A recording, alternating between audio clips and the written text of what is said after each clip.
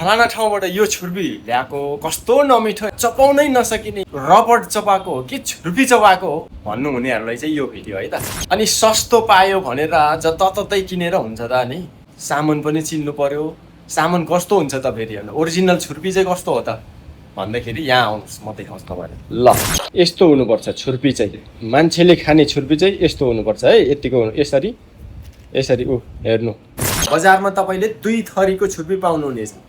एउटा मान्छेको लागि भनेर बनाएको हुन्छ, त्यो चाहिँ फ्याट राखेर बनाएको हुन्छ भने अर्को चाहिँ कुकुरको लागि भनेर बनाएको हुन्छ, त्यो चाहिँ जेरो फ्याटको हुन्छ।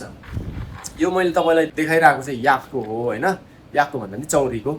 अनि अर्को चाहिँ गाईको पनि हुन्छ, गाईको चाहिँ फेरि यतिको चिल्लो अलि हुँदैन है, कम राख्छ। हामीसँग पाइने चाहिँ 1.3 1.4 फ्याट राखेर बनाएको हुन्छ होइन, तर पनि एकदमै मिठो हुन्छ।